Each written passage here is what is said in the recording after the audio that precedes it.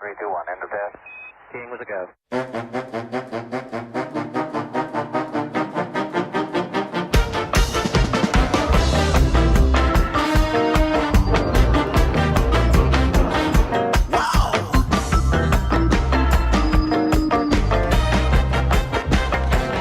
Well, hello there, and welcome to another edition of Warbird Wednesday. My name is Fred Bell. I am the Vice Chairman of the Palm Springs Air Museum, and today we are headed down into really deep into early trainer land. Now, the trainers that we're working on now, these are coming out of 1913-ish forward. We're going to do a bunch of them because there were a whole bunch. Now, one thing you have to remember about trainers, even when you see a biplane, like let's say a Stearman is late biplane technology. The stuff we're talking about is akin to fabric and wood. It's more like kites than airplanes. And there's a whole issue about durability that I'm going to talk about with these aircraft, because remember, they were not designed, most of them weren't designed as trainers. What they were is they were fairly docile aircraft in the air that if you wanted to put a student in, to be perfectly blunt, they didn't have bad tendencies to where they'd kill somebody when they were flying them. They wouldn't stall unexpectedly. They are fairly predictable in the air. They're also very slow. The aircraft we're going to talk about today had a top speed of 95 miles an hour. So your family car could outrun it. And we are talking today about the Armstrong Whitworth, the F.K.8.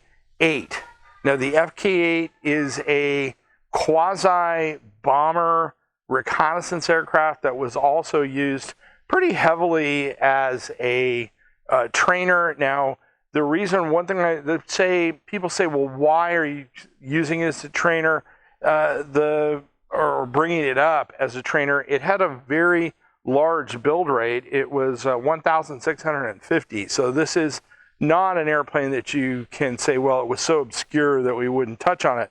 But first, now, you realize, Jason, you're giving Greg in the edit a whole bunch of license with this one, because there are some people who would say, I am more than a donkey head, although we're not going to talk about that. My parsimonious assistant, but thank you for that.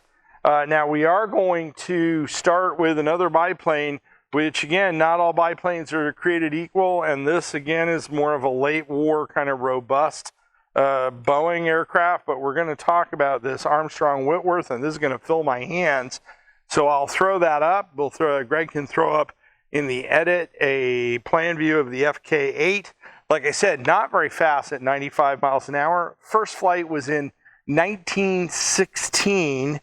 There were, again, a pretty good sized build rate, just a little over 1,650 made, so quite a few. Primary role was reconnaissance and bombing, and then was also used as a trainer. Now remember, when I say bombing, that means that you're leaning over the side of the aircraft and you're basically throwing a bomb out, and armed reconnaissance would generally mean that there is like a 303 machine gun, or even in some cases rifles. These guys would be flying with rifles. In this case, the aircraft did come with you could mount a weapon on it, but it was not, if you ran into any sort of fighter opposition, you're toast. It's just, as I said, 95 miles an hour, you're done. But that was not why they had it. It was designed by Frederick Koolhaven. Now, Frederick Koolhaven was Dutch. It was another one of these earlier designs. And people say, well, later in the war, like in World War II, you had Messerschmitt, Focke-Wulf, Porsche, Krupp. Those were basically national armaments companies.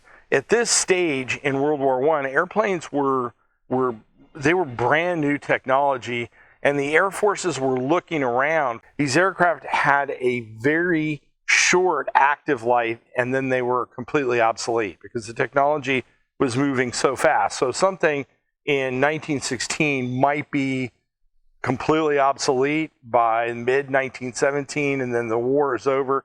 technology was moving very fast. So these aircraft had very early obsolescence, and then they were relegated to secondary roles. In this case, it was also sent to the Royal Flying Corps, or the Royal Flying School, and they used the aircraft extensively.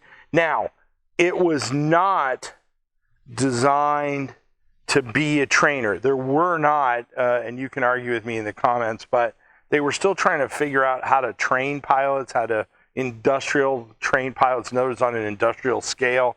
So they weren't turning out these purpose-built, really rugged trainers yet. And this one had a whole bunch of teething problems, which I'm going to tell you about. But now I want to get to my salute. And my salute is to the aircraft trainers, the people who taught the students how to fly. That is not an easy job, trying to take somebody who has, let's say, no aptitude for aircraft and try to teach them how to fly. You have to remember, you're also, in some ways, you're putting your life in your hands. This is a dangerous job with a student who might freak out or do something that's going to put the plane at risk.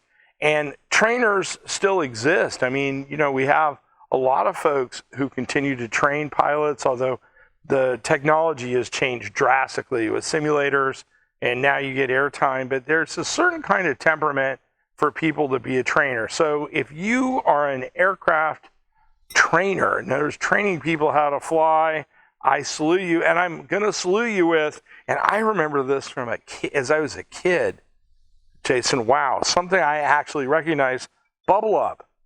I knew Bubble Up when I was a kid. Lemon lime soda, 150 calories. This has a California redemption, so this isn't that old. You guys are really slipping here. Carbonated water, cane sugar, pure cane sugar mafia. But yeah, Bubble Up when I was a kid. So if you are a trainer and if you're continuing to train those younglings how to fly, or, you know, we've talked about test pilots. Silas, if you're watching this, I'm talking about you over at or Bob Lilac at Edwards, the schools we went to, the national test pilot schools. If you're a trainer, I salute you.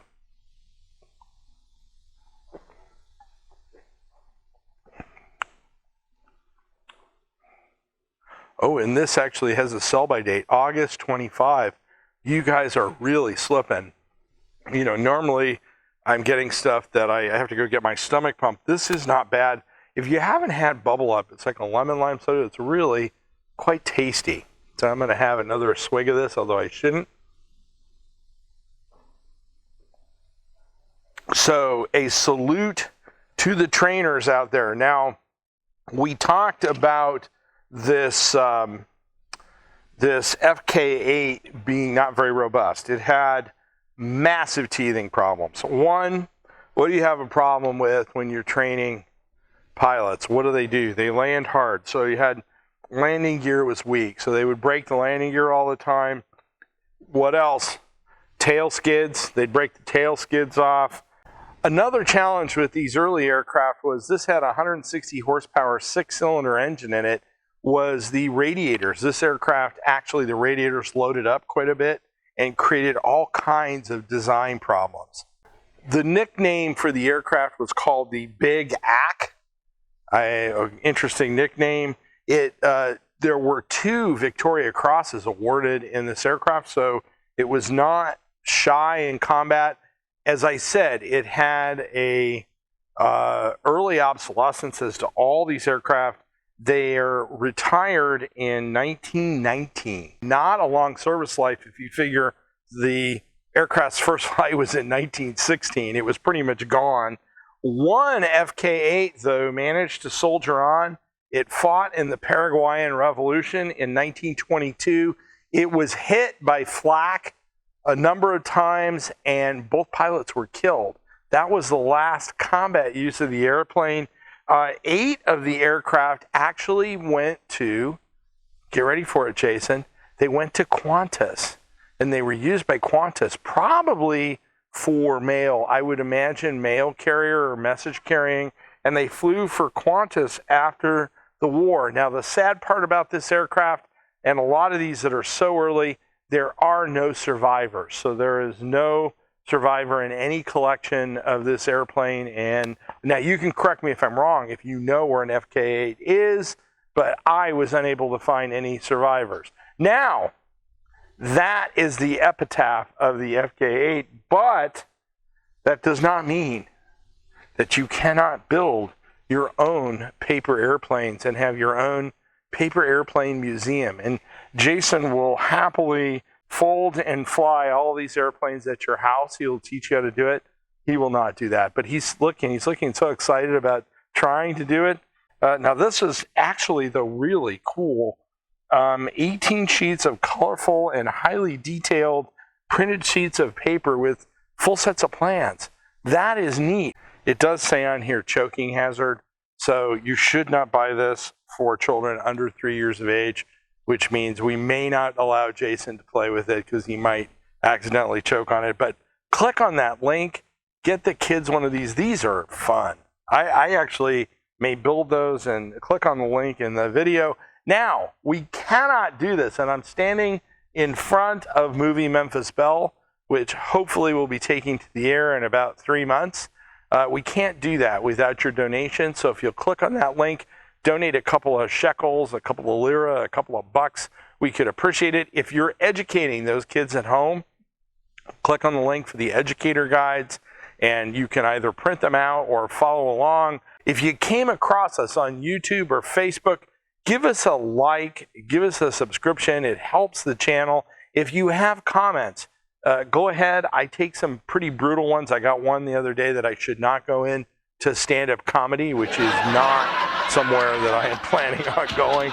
But if you like what you see, forward us to a friend, give us a like, give us a comment. We will get back to you. This entire series was suggested by a viewer, and so we're going to satisfy that request. If you've got ideas, go ahead and send them, and we'll take a look at them and figure out if we can make them work. My name is Fred Bell. I am the Vice Chairman of the Palm Springs Air Museum. Thanks so much. Have a great day. 3, 2, 1, end of test. King with a go.